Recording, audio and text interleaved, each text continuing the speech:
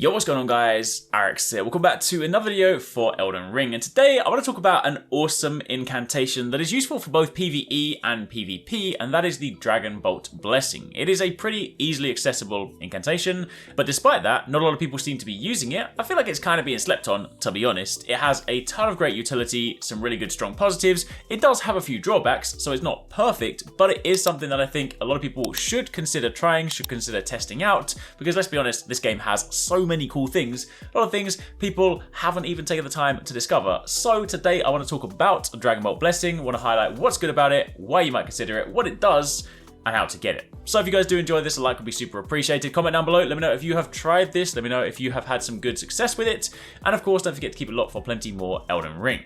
So, first things first, the incantation. Dragonbolt Blessing is described as a superior incantation of the capital's ancient dragon cult. It summons lightning to bolster the caster's body, and attacks become easier to deflect, and resistance to all ailments is increased. However, lightning damage negation will be reduced. Only those loved by dragons can survive the ordeal of cladding their bodies in lightning.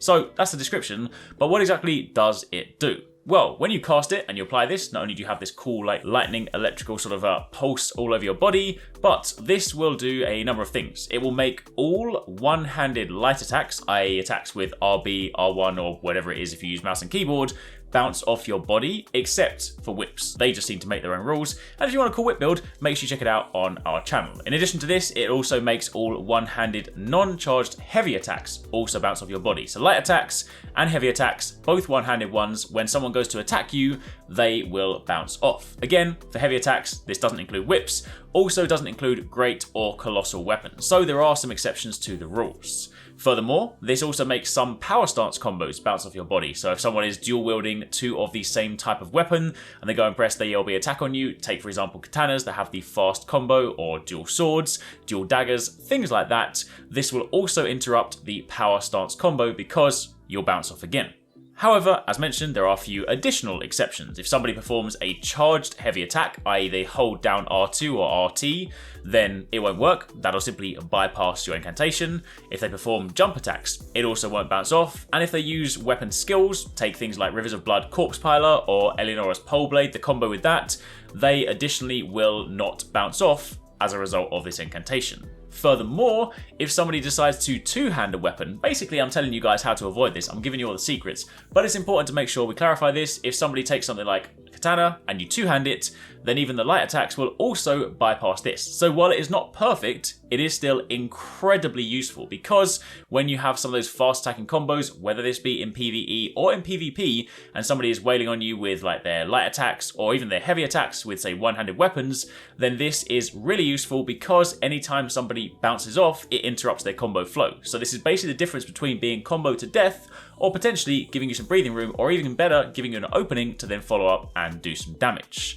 The incantation itself lasts for 70 seconds, it requires 21 faith to use, and has an FP cost of 20. It is, however, very important to note that you do still take damage from this. This is not a damage mitigation incantation, it is a basically damage bounce get away from me incantation. So you will still take the damage from the hit, but again, it interrupts the combo flow, which then gives you the opportunity to either follow up an attack or just get out. Also, on top of that, not only does this make things bounce, this, as mentioned, does increase all status resistances by 30, except of course for lightning, which is reduced by 35%. It's also worth noting that for faith users, this will stack with some of your damage buffs. So for example, it will stack with Golden Vow, but it will not stack with Flame Grant Me Strength. Also, be aware that this can and will override some other buffs, so keep that in mind and adjust, of course, accordingly based on your personal preferences. So, of course, as you can see, this is why I mentioned that while this is a good skill, is a good incantation, it does, of course, have a few downsides. But then again, that can be said for many other things in the game. There, of course, has to be balance. It can't just be a one-stop shop's never dying, but this is super useful. If you then want to take things a step further, this also combos very nicely with Raptors of the Mist, which, of course, is the awesome Ash of War, because if you use this with it, following the hit, the opponent will still bounce, so of course they'll still get the proc from hitting you, and then of course they'll be interrupted, but this also procs the skill, assuming of course you've pressed left trigger at the right time, which means that you're then popped up into the air, you then have the Raptors of the Mist sort of disappear, reappear in the sky, and this puts you in prime position to strike the opponent from a sort of jump attack position. And generally speaking, they won't be able to attack fast enough to counter this, unless of course they have a super long weapon, but a lot of the time, the timing following the hit versus the sort of appear in the sky puts you in prime position to basically follow up, take them out, and deal some good damage before they can even do anything. So this is a nice PvP combo. Also, while we have spoken a fair bit about PvP, don't forget this also has fantastic utility in PvE, both for regular enemies and some bosses. Obviously not all bosses. If somebody fires a giant laser beam at you, then you're still going to need to deal with that. But this is really cool because, again, same principle. If somebody comes at you with some fast-hitting attacks, and of course they're trying to combo you, then this can also interrupt their flow, leave them open for you to do some follow-up attacks, and basically just protect you from being comboed into death. But again, I do want to remind you that you do still take damage from this, so do not think that this is going to make you invincible. This is simply a means to give you some protection and give you chances to follow up. So it is still a very nice, potent skill. If you guys want to get this one, you then need to go to the Rampart Side Path Site of Grace located in Leyendal in the Altus Plateau. You then want to head towards the Stormcaller Church, which is southwest of the Site of Grace. And then once you get there, inside there will be a chest guarded by 2 NPCs if you kill them, so you don't get slapped up, and it makes opening the chest easier. But either way, deal with that, open the chest, and the incantation is yours. And that, my friends, is pretty much it. So in summary, again, while this incantation does have a few downsides, I genuinely do feel like it's kind of being slept on, and I feel like a lot of people are just not using this. It is really, really useful to counter some fast-hacking power stance combos in PvP, and also deal with some of the faster mobs in PvE. So when used correctly, it is very useful.